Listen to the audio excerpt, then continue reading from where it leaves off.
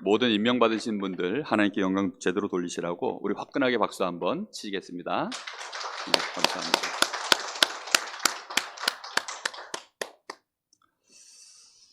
자, 오늘 우리가 임명주일로 오늘을 이렇게 시작하고 있습니다. 먼저 도대체 왜 교회 안에 이렇게 임명을 하는가라는 생각을 해보셔야 됩니다. 제가 심심찮게 그 새 임명주의를 끝나고 나면 여러 가지 얘기들을 듣습니다. 뭐 교회 안에 임명 안 받는 사람이 도대체 누구야? 이러면서 다 임명해버리고, 웬만하면 집사 직분 주고, 뭐 웬만하면 뭐 성가대 세워버리고, 다 그렇게 하는데 도대체 그러면 노는 사람은 없냐? 당연히 없어야 됩니다. 예, 교회 안에서 하나님 앞에 우리가 받은 은혜를 가지고 이 축복을 나눠야 되는데, 그래서 교회 안에 일꾼들부터 먼저 사람들부터 이해를 잠깐 하셔야 되는데, 이렇게 임명하신 분들 가운데는 이제 주로 부장직이라든가 또는 이렇게 그 자리에서 좀 책임 있게 헌신해야 될 분들을 교회 중직자 중심으로 이렇게 세워갑니다. 중직자라는 것은 벌써 이제 이미 오랜 시간 동안 교회 안에서 흠이 없고, 그러면서도 또 믿음이 있고, 또 자기 가정과 자기의 업에 뭔가 충실하면서 성실한 그런 인정받는 분들을 우리가 교회에서 이렇게 인정을 해서 여러 가지 이제 안수식이나 세레머니를 통해서 이렇게 세워놓으신 분들을 중직자라고 합니다. 그 중직자에는 장로, 또 안수집사, 권사, 또 이런 분들이 교회 안의 중직자이죠.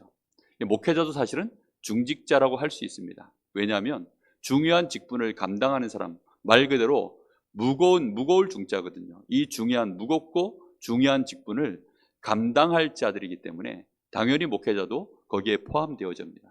그래서 목회자를 중심으로 해서, 강단을 중심으로 해서 모든 중직자들이 함께 원내스되어져서 교회 안의 중요한 일들을 대표적으로 이제 앞장서서 헌신하는 직분을 맡기려고, 그래서 이제 교회에는 구분된 일꾼들을 세워가는 것입니다. 그러면서 이제 우리 서리 집사님들을 또 세우는 이유는 이분들은 앞으로 예비 중직자가 되어야 될 분들이에요. 뿐만 아니라 새 가족들이 있고 우리 랩넌트들이 있습니다. 우리 후대들도 올라서서 앞으로 목회자가 되든지 아니면 중직자로 교회 안에 장로 또는 권사 안수집사로 그렇게 하나님 앞에 제대로 쓰임받을 수 있는 축복을 받아야 되니까, 그래서 미리 이렇게 이제 또 서리 집사를 세워놓는 것입니다. 서리 집사는 누구를 주느냐? 누가 서리 집사가 되느냐? 뭐 당연히 일단 세례는 기본적으로 받아야 되겠죠. 그리고 교회에서 1년 이상 또는 2년 이렇게 이제 한 파트에서 맡겨진 작은 일들을 헌신하는 걸 보고, 또 실제 현장에서 내가 하나님 자녀로서 어떻게 삶을 살아가는지 이런 것들을 확인해 보고, 그러면서 이제 세례 문답을 통해서 또는 이제 또 개인적으로 또 당회에서 여러 가지 논의 끝에 이제 서리 집사 세울 사람들을 이렇게 해서 결정을 해서 세우는 것입니다. 이 직분자들이 해야 될 중요한 역할은 누가 뭐라 그래도 예배입니다. 예배에서 가장 중요한 직분들을 감당해야 되겠죠. 특히나 우리 여기 성가대 얼마나 중요한지 모릅니다. 또 교회 안의 대표기도, 또 이 보이지 않게 이렇게 여러 가지 교회 안에 해야 되는 헌신들, 또 바깥에 우리 오면 바로 또 안내위원들, 뭐 교회 재정 파트, 이런 부분들이요, 다 이분들이 헌신이 없으면 교회가 돌아갈 수가 없어요. 뿐만 아니라 보이지 않게 또 교회 청소도 해야 되지요. 또 여러 가지 뭐 이렇게 시설들 뭐 새로 정비도 하고, 또 망가진 곳이 있으면 고치기도 해야 되고, 뭐 여러 가지 일들이 정말 교회 안에 많습니다. 그런 일들을 감당하려고 하면 결국은 지속할 일꾼들이 필요합니다. 한 번 했다가 말고, 뭐 열심히 대단히 잘하는 이런 사람 말고 지속할 사람들이 있어야 되거든요. 그러다 보니까 중직자 중심으로 교회에 일꾼들을 세우는 것입니다. 어떤 분은 그래서 일이 중첩되어져서 이 일 저 일 맡기신 분들이 있어요. 왜 그러냐면 그분이 능력이 많아서가 아니라 사실은 지속해서 이분한테 맡겨놓으면 꾸준히 하시겠다라고 하니까 빵꾸날 만한 부분들, 중요한 부분들은 또 어떤 면에서는 한 사람한테 이렇게 저렇게 자꾸 일을 밀어드리는 것입니다. 그렇게 할 수밖에 없는 것이 교회니까요. 교회는 세상이 아니니까. 세상에서는 돈을 받고 일을 하지 않습니까? 그러다 보니까 돈 때문에라도 열심히들 하거든요. 근데 교회는 믿음이 있고 하나님 정말로 사랑하고 충성되질 않으면 이런 일들을 감당할 수 없습니다. 그래서 예배를 위하여 귀중한 중직자들을 세워서 직분을 맡기고 일을 시키는 것입니다. 뿐만 아니라 또 교회 이 중직자들의 역할은, 이 직분자들의 역할은 전도의 사명을 감당하는 것입니다.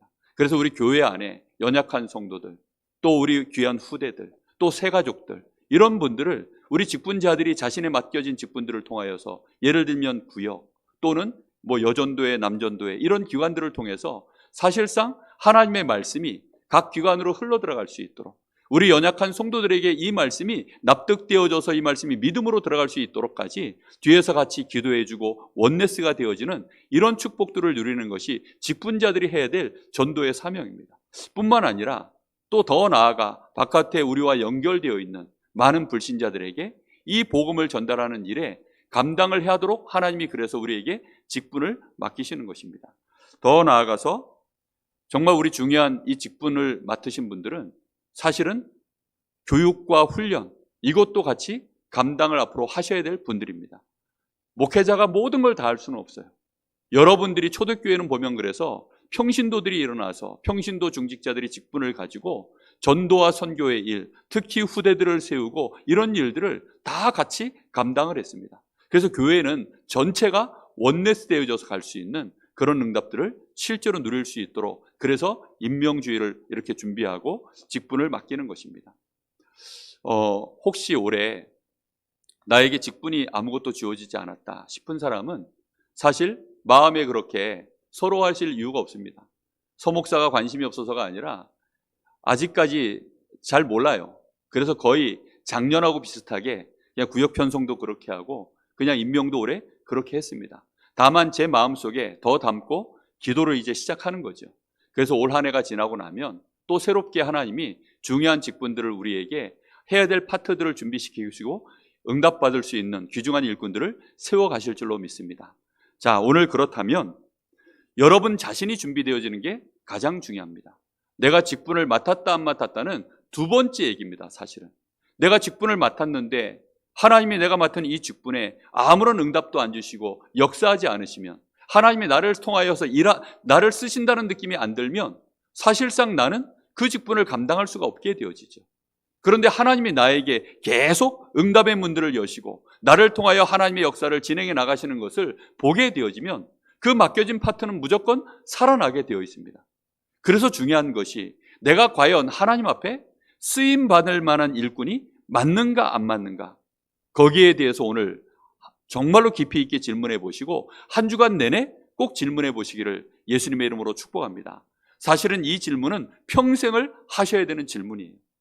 저는 제 마음속에 제가 목사 안수 받을 때 정말 고민하면서 질문을 많이 했습니다. 또 신학교를 가기 전에도 그 질문을 정말 많이 했습니다. 그래서 하나님 앞에 신학과 가기 전에도 하나님이 나를 목회자로 콜링을 하셨구나라는 걸 알고 나서도요, 계속 기도했어요. 하나님이 정말로 나를 원하시면 내가 신학교 갈 수 있도록 하나님이 문을 열어주십시오. 저는 그럴 상황이 안 됐어요. 정말 제 자신이 신학교에 가서 학교에서 공부를 하려고 그러면 일단 생활이 돼야 되고 또 학교에 교육비가 있어야 되고 이런 게 있어야 되는데 저는 그럴 여건이 안 됐거든요. 그래서 하나님 앞에 계속 질문했습니다. 하나님이 원하시는 게 맞으면, 하나님이 정말로 저를 목회자로 원하시는 게 맞으면 하나님 저에게 문을 열어주십시오. 그렇게 3년을 기도하고 났더니 하나님이 저에게 신학교를 갈 수 있도록, 그리고 제가 생활할 수 있도록 하나님이 모든 응답들을 다 주셨습니다. 그렇게 해서 제가 신학교를 갔고 가서도 또 계속 질문했어요. 하나님, 제가 정말로 전도와 선교에 쓰임받을 목회자가 맞나요? 하나님, 저는 정말로 세계복음화 하고 싶은데 제가 그런 하나님과 언약이 체결된 목회자가 맞나요? 그 질문을 계속 했던 것 같아요. 그 질문에 대해 제가 답이 나오기 전까지는 제가 있는 위치, 제가 살고 있는 지역에 대한 갈등이요 늘 있더라고요. 내가 이렇게 강릉의 이 구석에 이렇게 있으면 되겠나? 여러분, 강릉은 생각보다 시골입니다. 평창 이후에 정말 시청에 이 오륜 마크가 박혀진 대표적인 도시가 되었지만은 그 전에는 사람들이 정말 무시하던 곳이었어요. 제가 몇 번씩 얘기했지만 버스 다니냐 제 동기들이 한 번씩 놀리고 그랬던 곳입니다. 타이타닉 영화 보고 제가 자랑했더니 강릉에도 영화관 있냐, 그렇게 놀리던 곳이 그게요, 이 강릉이에요. 내가 영화관에서 타이타닉 봤다 그러니까 무슨 영화관 이러더라고요. 영화관 이름을 대보래요. 그래서 신영극장 그랬더니 다 웃더라고요. 신영극장이 무슨 극장이야? 보통은 보면 수도권에는 뭐 CGV나 뭐 메가박스니 뭐 이런 거 있거든요. 아예 대형 영화관이 있는데 스크린이 막 1관, 2관, 3관, 10관까지 이렇게 있는. 근데 뭐 신영극장, 삼성극장 이런 얘기를 하니까 다 웃더라고요. 그런 곳에서 제가 부교육자 생활을 하려고 하니까 또 교회가 크면 괜찮은데 뭐 아시다시피 교회가 이렇게 준수하잖아요. 이러다 보니까 이곳에서 내가 큰 목회를 배울 수 있을까? 뭐 혼자서 이런 고민도 하고 내가 이런 지방에서 결국은 잊혀진 인물로 그냥 이렇게 가는 거 아닌가? 이런 생각도 하고 저 혼자서요 별의별 뭐 북치고 장구치고를 다 했어요. 그러면서 계속 질문한 겁니다. 하나님, 정말로 제가 세계복음할 사람 맞나요? 그 질문을 하다 보니까 저에 대한 준비를 계속할 거 아닙니까? 질문과 함께 하나님 앞에 계속 질문하다가 어느 날 하나님이 저에게 확신을 주시더라고요. 그때부터 저의 모든 떨림과 흔들림과 두려움은 다 사라졌습니다. 여러분 정말로 한 주간 동안 이 질문을 혹시 한 주간 질문하고도 답이 안 나오거든 계속 질문하시기를 예수님의 이름으로 축복합니다. 과연 이 교회가 하나님이 나를 위하여 또 내가 일평생 몸담고 헌신하고 충성해도 되는 교회가 맞는가? 여러분 질문해 보십시오. 얼마나 많은 중직자 성도들이 지금 교회를 마음에 담지 못하여서 이 교회 저 교회로 흔들려서 계속 왔다 갔다 하는 성도들이요 얼마나 많은지요. 심지어는 장로직분까지 받고도 흔들려서 교회를 떠나고 여기저기 방황하는 중직자들을 저는 너무나도 많이 봤습니다. 그분들의 상처가 다른 게 아니에요. 교회하고 나하고 안 맞는 겁니다. 뭐가 안 맞냐? 주로 목회자하고 안 맞고 또 교회에 뭐 여러 가지 돌아가는 상황이 안 맞고 이러더라고요. 특히 교회 건축하면 우수수 떠나가더라고요. 야, 교회 건축한대. 야, 안 되겠다, 떠나가자. 교회 중요한 일, 힘든 일 생길 것 같으면 그냥 교회를 떠나가 버리는 성도들이 얼마나 많은지요. 옛날과 너무나도 교회의 풍토가 달라져 버렸습니다. 그래서는 하나님 앞에 절대 응답받을 수 없습니다. 오늘 말씀 속에서 여러분 자신을 한번 체크해 볼 수 있고 하나님 주시는 중요한 언약을 붙잡기를 예수님의 이름으로 축복합니다. 자, 가장 중요한 게 뭐냐면 예수님이 던지신 질문이 뭔지를 아셔야 돼요. 지금 예수님께서 중요한 질문을 던지시고 그 답을 예수님이 요구하고 계십니다. 근데 이 질문을 던진 장소가 어디냐면 가이사랴 빌립보라고 하는 곳이에요. 여기에 원 지명의 이름은 바알갓이라고 하는 동네입니다. 원래 지명 이름이 그곳, 바알갓, 바알을 섬기는 동네. 뭐 그런 뜻이겠죠, 대충. 그러니까 원래도 우상 숭배하는 동네인데 이게 또 정치적인 이유로 이름이 또 바뀌었어요. 가이사라는 말은 로마 황제를 뜻합니다. 그리고 빌립은 그 이스라엘을 다스리던 유대의 왕 이름을 빌립이라고 해요. 정치적인 이유로 가이사와 빌립의 이름을 묶어가지고 그래서 가이사라 빌립보라고 이름을 지은 곳이 바로 지금 이곳입니다.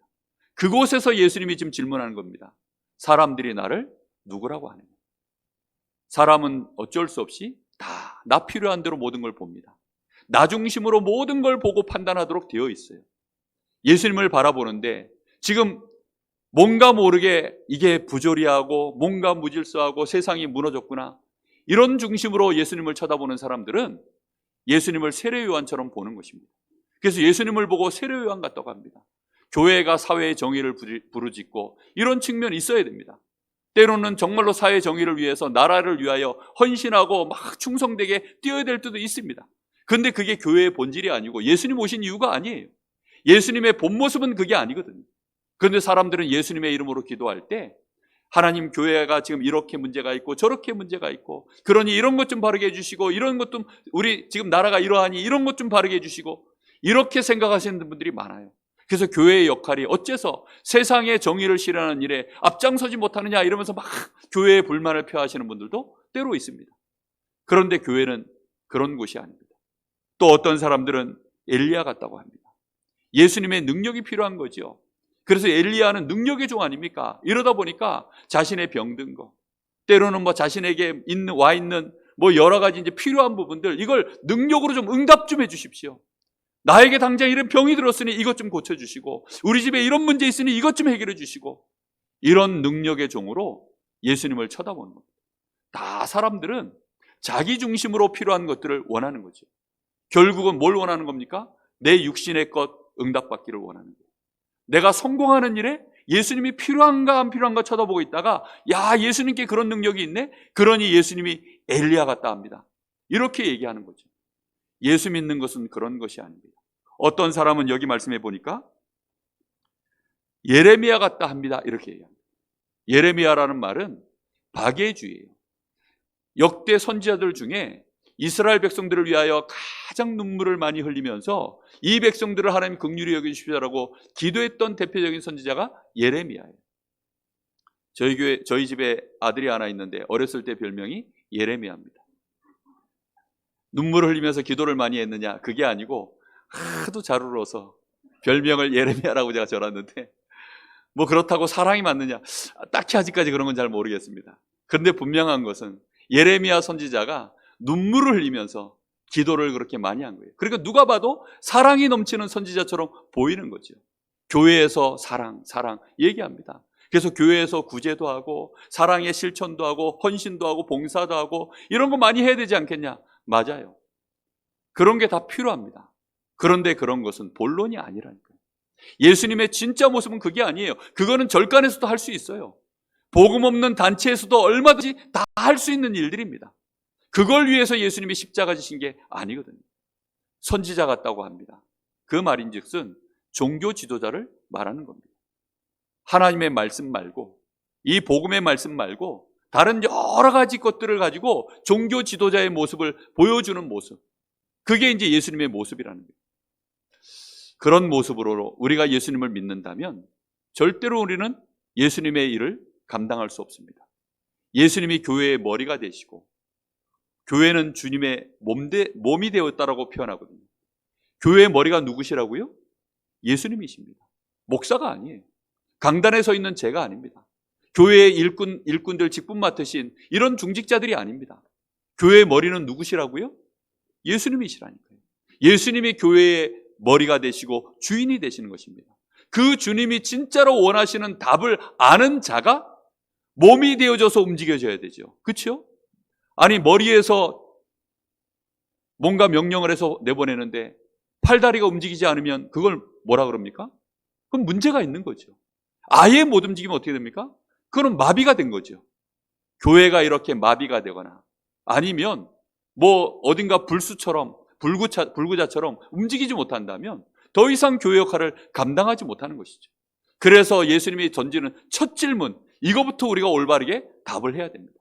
그래서 예수님이 다시 물어봅니다. 그럼 너희는 나를 누구라고 생각하니? 예수님이 아직까지 내가 그리스도야 라고 예수님 입으로 직접 말씀하신 적이 없어요. 그래놓고 한 2년쯤 이제 예수님이 공생애를 제자들과 함께 보내시고 난 이후에 제자들이 예수님을 관찰해서 보니까 멀찍이서 많은 무리들이 예수님의 겉모습, 드러난 모습만 보는 것이 아니라 함께 동고동락하면서 예수님과 함께 가까워진 이 제자들은 너희들이 볼 땐 나는 어떻게 보이니? 라고 물었을 때 베드로가 대답한 겁니다. 주는 그리스도시요 살아계신 하나님의 아들이십니다. 예수님을 향하여 당신은 이라고 표현하지 않고 주는 이라고 일단 표현했습니다. 그리고는 그리스도시요 살아계신 하나님의 아들이십니다. 이렇게 대답을 했어요. 내 앞에 계시는 당신이 바로 주인이신데 주님이신데 주님이 어떤 주님이십니까? 그리스도이신 주님이십니다. 아멘. 여러분, 그리스도라는 말은 정말로 놀라운 말입니다. 우리는 흔하게 예배 올 때마다 그리스도라는 단어를 들으니까 여러분 그런가 보다 하시겠죠. 아닙니다. 마귀가 이 말을 얼마나 싫어한 줄 압니까? 유치원 선생이 크리스마스가 되어져 가지고 저희 교회 지금 유치원 현직 교사가 있어요. 근데 이번 주 포럼하는 걸 들어보니까 아니 유치원 아이한테 크리스마스 날 성탄절이 무슨 날인지 아니? 그리스도가 오신 날이야 라고 이걸 가르친 거예요. 그랬더니 아이가 집에 가가지고 엄마한테 그대로 얘기했어요. 엄마, 크리스마스는 그리스도가 오신 날이래. 이랬더니 당장 그 교사한테 전화가 왔대요. 아니 왜 쓸데없는 걸 아이한테 가르칩니까? 크리스마스는 산타클로스가 주인이지, 산타클로스가 주인공이지 이러면서 왜 쓸데없는 걸 아이한테 가르치냐고 그렇게 항의 전화가 왔다는 거예요. 과연 여러분, 예수님은 누구십니까? 산타클로스입니까? 예수님이 누구십니까? 우리를 위하여 헌신 봉사하시는 분입니까? 예수님이 누구십니까? 우리를 위하여 눈물을 뿌리시는 사랑의 모델이십니까? 사회의 정의를 이루시는 분이십니까? 예수님이 누구십니까? 저희 교회를 떠나가신 분인데 한때 막 그 뜨레스 디아스를 저한테요 틈만 나면 주장하시던 분이 있어요. 그 천주교에서 하는 그 사랑을 위한 뭐 공동체 뭐 이런 거 훈련하는 곳이거든요. 거기 한번 목사님 가보시라고, 거기 가서 한번 보고 오시라고. 그분이 느끼시기에 제가 너무 사랑이 없어 보였는지 그거 한번 갔다 오시라는 거예요. 교회가 그런 곳입니까? 아니거든요.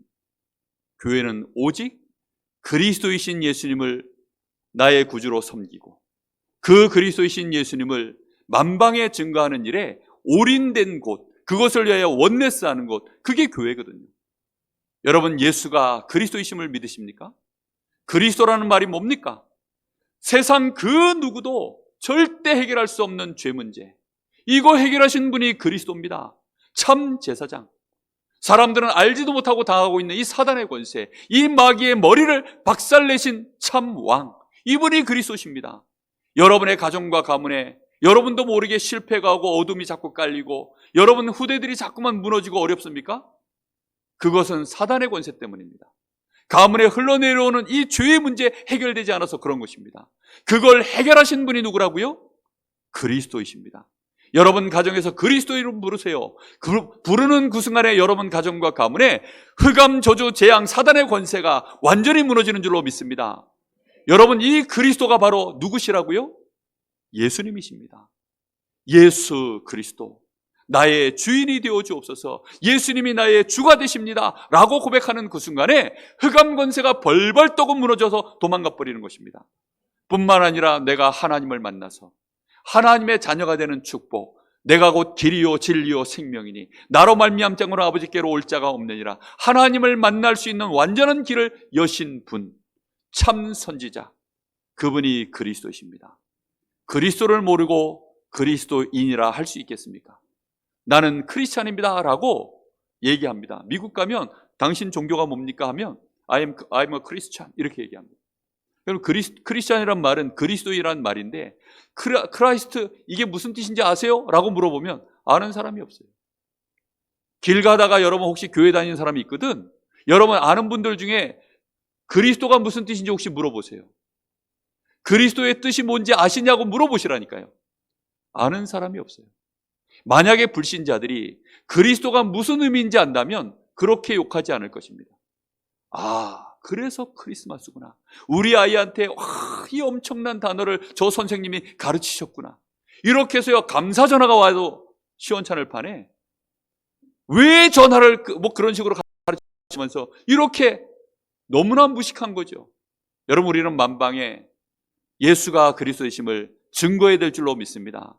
혹시 사람들이 교회 욕하거든 교회가 뭐 하는 곳인 줄 알고 욕하냐? 라고 여러분 대답하세요.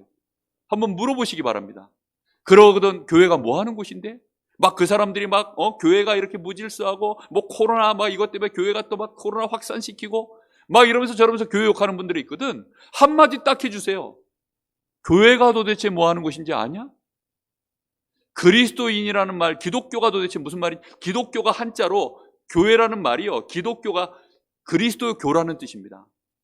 그럼 기독교의 진짜 의미가 뭔지 아냐? 그게 그리스도교라는 말인데 그리스도의 의미가 뭔지 아나? 교회 다니는 집사라는 사람이 자기 동생이, 친동생이 교회 목사예요. 근데 이분이 교회 욕을 하고 있더라고요. 아, 너무 안타까워가지고. 예? 아니, 교회가 뭔지를 몰라요. 주로 욕하는 내용이 뭐냐? 교회가 사랑이 없대. 교회가 너무 무질서하대요. 교회가 너무 능력이 없대. 이러면서 교회 욕을 하고 있지. 여러분, 교회 왜 능력이 없어진 줄 압니까? 교회 왜 사랑이 없어진 줄 압니까? 본질을 놓쳐서입니다. 그리스도를 진짜 알면 하나님 사랑을 알게 되어 있어요. 그치요? 하나님이 나를 위하여 십자가 지식에서 오신 그분이 바로 예수님 아닙니까? 이 예수님이 그리스도의 일을 완벽하게 이루시려고 십자가에서 다 이루신 줄로 믿습니다. 여러분, 사람은 그리스도의 일을 감당할 수 없어요. 지난주 수요 예배 때도 얘기했지만 소방관 3사람이 이번 주에 순직을 했더라고요. 대형 화재가 일어나가지고 그 불을 끄질 못하고 결국은 그 불에 참화를 당한 거예요. 소방관들은 불 끄는 일을 하라고 세운 게 소방관입니다. 그렇죠? 자기보다 근데 자기가 감당할 수 있는 일보다 더 큰 화재가 일어나면 소방관의 일을 실패해요. 어쩔 수가 없는 거죠. 그래서 자기가 오히려 역으로 그 불에 죽임을 당하는 일이 벌어지는 겁니다. 그리스도의 일은 누구도 감당 못합니다. 그래서 하나님이 완벽하게 영원히 단 한 번도 실수 없이 실패 없이 완벽하게 감당하실 자를 이 땅에 보내신 거예요. 그래서 누가 직접 오셨습니까? 하나님이 직접 오신 거예요. 그래서 하나님 자신이 그리스도의 일을 영원히 단판에 깨끗하게 완성하시려고 예수님으로 오신 줄로 믿습니다. 이 예수가 바로 하나님이시요 그리스도이신 줄로 믿습니다. 그래서 베드로가 이렇게 얘기하는 겁니다. 주는 그리스도시요 살아계신 하나님의 아들이십니다. 이스라엘 이 유대인의 개념으로는 하나님의 아들은 하나님이란 뜻이에요. 그런 개념이 있어요. 개 아들은 뭐지요? 개입니다. 개. 그렇죠? 사람 아들은 뭐지요? 사람. 하나님의 아들은 뭐지요? 하나님이라는 거예요. 유대인의 개념은 그거예요. 그래서 베드로가 그 당시 고백할 때는 딱 그렇게 고백한 겁니다. 그러면서 사람의 모습을 하셨기 때문에 하나님의 아들이라고 표현을 한 거예요. 당신은 바로 완벽한 하나님이시요 완벽한 사람으로 오셔서 그리스도의 일을 감당하실 주님이십니다. 이렇게 고백을 한 겁니다. 베드로가 정확하게 고백을 한 거죠. 그 말인즉슨 살아계신 하나님의 아들입니다. 이 말은 지금도 살아계셔서 성령으로 역사하시는 주님이십니다. 우리의 고백이 되어야 될 줄로 믿습니다. 이렇게 고백할 때 이것이요 사람의 지식과 능력으로 되는 것이 아니라 오늘 여기 말씀에 뭐라고 얘기합니까? 바요나 시몬아 네가 복이 있구나. 이것은 혈과 육이 알게 한 것이 아니라 하늘에 계신 내 아버지께서 이것을 알게 하셨다. 혹시 여러분 그리스도라는 말을 듣는데 짜증이 납니까? 뭐 별거 아니네 이렇게 생각이 듭니까? 에이 그래도 능력 있는 게 낫지. 혹시 이런 생각 듭니까? 내 문제 요거 지금 돈 문제 해결받고 병 고치는 문제 요거 해결받고 내 앞길 미래가 보장되는 거 혹시 여기 더 관심 있으십니까? 그 사람은 육정으로 난 사람입니다. 육신으로 지금 하고 있는 사람이에요. 하나님의 감동을 못 받은 사람입니다.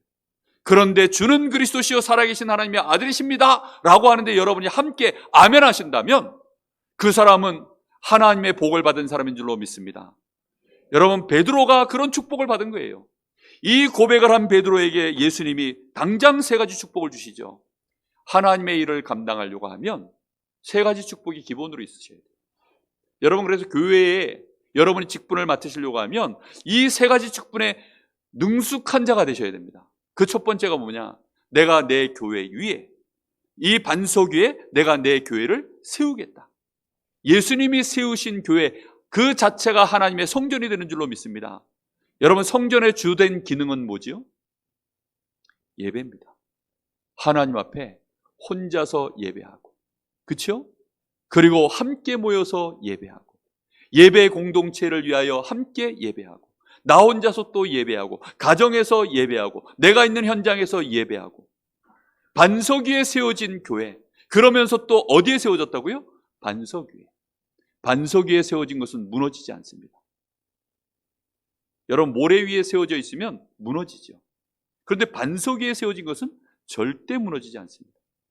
하나님이 세우신 교회는 무너지지 않는 교회인 줄로 믿습니다. 내가 바로 그런 존재예요. 그래서 여러분 일하시다가 혹시 안 되거든, 혹시 안 될 것 같거든 좌절하지 않기를 예수님의 이름으로 축복합니다. 나는 이미 누구라고요? 너희가 하나님의 성전인 것과 하나님의 성령이 너희 안에 함께 하시는 것을 알지 못하느냐. 우리 안에 이미 성령이 함께 하시는 하나님의 성전인 줄로 믿습니다. 그게 내가 받은 축복이에요. 하나님의 성전을 무너뜨릴 자가 절대 없습니다. 나는 연약한데요, 아직 문제가 많은데요. 예수님의 제자들이 이 축복 받을 당시에 다 그랬어요. 사실상 조금만 문제가 오면 다 흔들렸고 맨날 자기들끼리 싸웁니다. 누가 큰 자냐, 아니 누가 이 문제의 주인이 되겠냐 뭐 이러면서요 이런저런 맨날 논쟁을 하고 사람들이 막 바리새인들 공격해 들어오면 어쩔 줄 모르고 세금 문제 조그마한 거 하나 걸리면요 이 돈 어떻게 할까 그것 때문에 막 마음에 시달리고 그런 연약한 존재들입니다. 심지어는 예수님을 부인하고 도망까지 쳤던 자들입니다. 한 번쯤 도망갔다 오셔도 되는 줄로 믿습니다. 괜찮아요. 왜요? 베드로도 갔다 왔다니까요. 그 마가다락방에 모였던 제자들 전부 다 튀었어요. 다 튀었습니다. 우리의 연약함을 예수님 다 아세요. 중요한 건 뭐냐? 예수님이 누군 줄 아는 거예요? 그리스도시요 살아계신 하나님의 아들이십니다. 그 예수님이 나에게 뭐가 되면 됩니까? 주인이 되어지시면 그 사람은 무조건 반석 위에 세워진 자인 줄로 믿습니다. 여러분, 이 축복을 하나님이 우리에게 주시고 과정 속에서 우리를 치유해 나가시고 우리를 연단하시고 우리를 강건케 하셔서 심지어는 순교까지 할 수 있는 서밋으로 하나님이 우리를 세워 가시는 축복을 주신 줄 믿습니다. 여러분, 그래서 교회 안에서 일하시다가 힘드시거든. 하나님 앞에 기도하시고 하나님이 잠잠하시고 별 대답이 없으신 것 같거든. 정 답답하셔서 아유 나 이제 못하겠다 이럴 때는 말없이 떠나가지 마시고 저한테 꼭 상담을 받으시기를 예수님의 이름으로 축복합니다. 아시겠습니까? 요즘 저한테 전화 오시는 분들이 많아요. 목사님 새해에는 나 좀 빼주세요. 목사님 새해에는 나 요것 좀 안 하고 싶어요. 그렇게 하시는 분들이 심심찮게 전화가 오더라고요. 그때마다 제가 기도합니다. 그리고 제가 더 많이 기도할게요. 직분에서 빠지시면 1년 동안 제 기도가 안 나갑니다. 직분 받은 자 우선으로 제가 기도할 겁니다. 이러면서요. 협박도 하고 공갈도 치고 이러면서요. 그렇게 얘기합니다. 여러분, 정말 하나님의 은혜 속에 우리가요 직분을 받으면 하나님이 세워져 가시는 겁니다. 하나님이 우리를 그 직분 감당할 자로 훈련시키시고 치유하셔서 서밋으로 세우실 줄로 믿습니다. 사단은 우리를 공격합니다. 그래서 반드시 사단이 우리를 이길 수 없도록 아예 그리스도 고백하는 그 순간에 음부의 권세가 너를 이기지 못하리라. 절대로 음부의 권세가 우리를 이기지 못합니다. 세상의 그 어떤 죄 권세, 여러분, 죄와 허물로 죽었던 너희를 살리셨는데 우리는 예전에 뭐 하던 존재죠? 완전히 공중못을 잡은 자, 세상 풍속 따라서 육신의 것을 위하여 세상 것을 위하여 마귀를 따라 그렇게 쫓아다니던 우리가 하나님 섬기려고 하니까 쉽겠습니까? 마귀는 그걸 충분히 알고 우리를 공격합니다. 그래도 상관없습니다. 이미 사단은 우리의 대적이요, 그리스도 이름 부르는 순간 사단이 우리 앞에 무릎 꿇는 역사가 일어날 줄로 믿습니다. 반드시 그렇게 되도록 우리에게 그리스도 고백하는 순간 이 권세와 축복을 주셨습니다. 뿐만 아니라 천국 열쇠를 주셨어요. 하나님 앞에 기도하시면 됩니다. 아직까지 나는 기도가 잘 안 됩니다. 괜찮아요. 처음에는 누구나 다 육신 기도합니다. 그러나 육신의 기도 제목을 가지고 기도하던 내가 이제는 하나님의 말씀의 은혜를 받고 그 말씀 속에서 하나님의 계획이 뭔지 이걸 찾아내기 시작하고 나에게 맡겨진 이 직분이 너무나 소중하구나. 내 힘과 내 능력으로는 안 되는데 여기에 하나님의 계획이 이것이니 그래, 내가 이 일에 하나님의 뜻을 따라 한번 인도받아 봐야 되겠다. 하나님 나에게 이거 할 수 있도록 은혜도 주시고 힘도 주시고 지혜도 주십시오. 그걸 보고 성령 충만을 구하는 기도라고 합니다. 그걸 보고 언약적 기도라고 하는 거예요. 진짜 여러분이요, 천국 열쇠를 소유하는 비밀, 바로 이 기도 속에서 진행되는 줄로 믿습니다. 자, 결론입니다. 마태복음 16장 20절에 보니까 그런데 이상하게도 예수님이 이런 엄청난 축복을 다 주시고도 이렇게 얘기합니다. 제자들에게 경고하사 자기가 그리스도인 것을 아무에게도 이르지 말라 하시니라. 예수님이 지금 내가 그리스도인 것을 아무에도 나가서 말하지 말라는 거예요. 왜 그럴까요? 아직은 제자들이 준비가 덜 된 거예요. 저는 제가 목사 안수 받고 나서 보니까 참 심각하더라고요. 뭐가 심각하냐? 목사로서 역할을 감당할 만한 영성과 인성, 실력, 이게 너무나 내가 부족하다라는 게요, 통감이 되는 거예요. 근데 목사 안수는 받아놨지. 또 어른들 하시는 얘기는 목사 안수 받으면 이제는 끝이야. 더 이상 자네를 가르칠 자가 없네. 목사는 이미 이제 어른이고 검증된 자니 알아서 잘 살아남으시게. 이런데 와, 정말 그때 당시엔 정말 미칠 것 같더라고요. 너무너무 두렵고. 일단 혼자서 제가 잘 기도가 안 될 때였어요. 그때만 해도. 여러분, 혹시 우리 장로님들, 장로 안수는 받아놨는데 우리 안수 집사 또 우리 권사님들 벌써 내가 직분은 다 이렇게 받아놨는데 내가 너무 연약하다, 나 같은 게 자격이 되겠나, 혹시 그런 생각하시는 분들이 있습니까? 혹시 나는 서리 집사도 감당하기 힘들고, 와, 교회 성가대? 나는 주일학교 교사? 뭐 구역에 여러 가지 이런저런 일들을 하나님 나에게 맡겨놨는데 난 너무나 연약한데 어찌하면 좋을까요? 그래서 예수님 얘기하는 거예요. 아직 말하지 마. 할렐루야. 잘 안 되시거든 가만히 계시기를 예수님의 이름으로 축복합니다. 뭐 안 된다고 난 못합니다 그런 말 하지 마시고, 난 안 될 것 같아 이런 말 하지 마시고 그냥 가만히 계시면 됩니다. 가만히 계시면 하나님이 우리를 가만히로 보시는 것이 아니라 분명하게 그리스도의 일꾼으로 보시고 우리를 축복하셔서 세워가실 줄로 믿습니다. 안 된다고 여러분 이탈만 안 하시면 돼요. 이탈도 한 번은 허용합니다. 예. 분명히 하나님이 그렇게 하셨으니까, 제자들도 다 그렇게 했으니까 흔들려도 괜찮습니다. 누가 크냐 서로 싸워도 괜찮습니다. 다 제자들도 통과했어요. 이런저런 일들을 다 겪습니다. 여전히 엘리야도 매력적이고, 마태복음 17장에 보면 막 이 변화산 이 사건이 나오죠. 거기 가보니까 뭐 이 제자 3명이 같이 예수님과 같이 올라갔는데 눈을 떠서 보니까 거기 모세도 있고 엘리야도 있고 예수님도 있는데 세 사람이 뭐 무슨 포럼을 하는지 하고 있으니까요. 예수님은 당연히 매력적이고, 근데 모세 와, 엘리야 와, 다 매력적입니다. 여전히 모세도 필요해 보이고 여전히 엘리야도 대단해 보이고 뭐 이것도 매력적이고 저것도 매력적이고, 혹시 그렇게 보일 수 있습니다. 교회 안에 보시면 목사가 혹시 여러분 눈에 와, 목사님 대단한데 이렇게 볼 수도 있고, 와, 우리 장로님 대단한데 이렇게 볼 수도 있고 그렇습니다.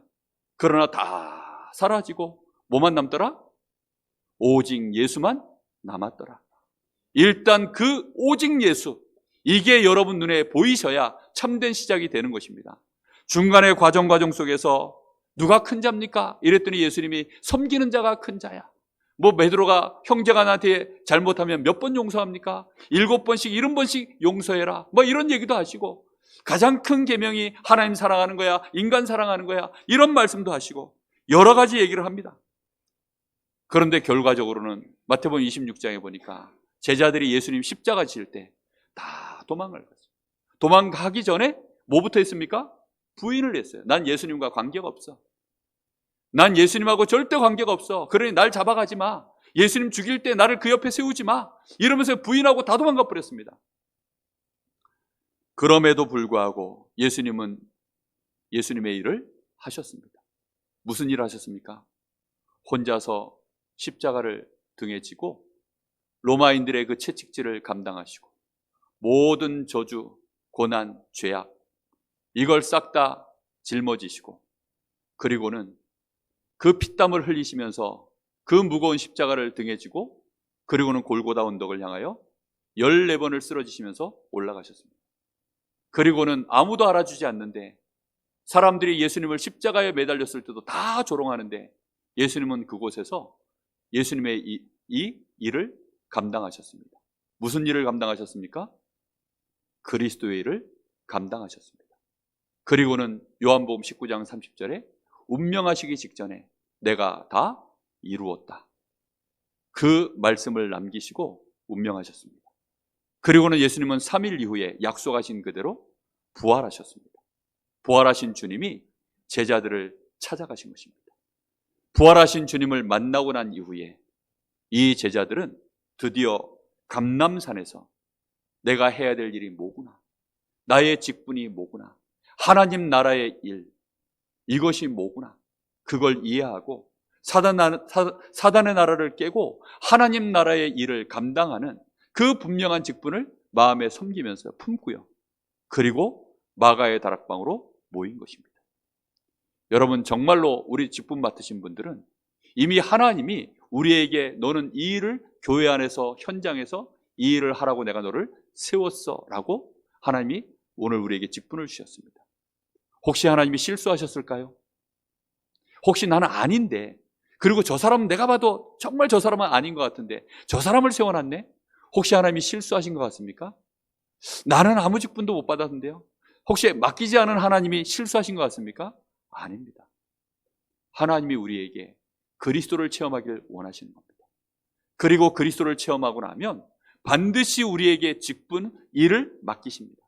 나에게 주신 일, 하나님 나라의 일, 교회 안에서 현장에서 그 일을 위하여 내 힘과 내 능력으로 부족하고 연약한 거 아니까 우리는 뭐 해야 되죠? 마가의 다락방으로 모이는 것입니다. 그곳에서 뭐 했습니까? 오로지 기도에 힘쓰더라. 기도에 힘쓸 때 하나님 이거 해주시고 저거 해주시고 그런 힘을 쓴 것이 아니라 오직 성령의 충만함을 주옵소서. 성령의 충만함과 권능을 부으셔서 연약한 내가, 이렇게 겁 많은 내가, 순간순간마다 예수님을 부인할 수밖에 없는 연약한 나, 이렇게 나도 나를 모르는 이 연약한 나를 주께서 권능으로 붙잡아 주옵소서. 성령의 충만함을 주시옵소서. 그 기도 속에서 참된 직분이 시작된 줄로 믿습니다. 여러분 한 주간 동안 일평생 오늘 주신 이 말씀의 흐름을 이해하시고 내가 맡은 직분을 어떻게 감당해야 될까, 여러분 마음에 잘 담으시고 오늘 말씀을 붙잡고 여러분 기도 속으로 들어가시기를 예수님의 이름으로 축복합니다. 기도하겠습니다. 하나님 감사를 드립니다. 오늘 우리 사랑하는 귀한 성도들, 주께서 교회의 머리가 되시고 세계로 교회의 주인이 되시며 우리는 주님의 지체가 되어져서 이렇게 이제 각 직분을 맡은 자가 되어져 원내스 되어져 주의 일을 감당할 수 있도록 우리에게 성령 충만을 약속하시고 성령의 충만함을 부으시는 하나님께 감사를 드립니다. 오늘 직분 맡은 모든 우리 사명자들에게 하나님 성령의 충만함을 부어 주옵소서. 주는 그리스도시요 살아계신 하나님의 아들이십니다. 이 어마어마한 축복을 누리는 시작이 되게 하옵소서. 하나님의 나라의 일이 무엇인지 깨닫게 하시고 이 엄청난 사명을 맡기신 하나님 앞에 감사하며 오직 성령 충만 속으로 들어가게 하옵소서. 살아계신 예수님의 이름으로 기도하옵나이다. 아멘.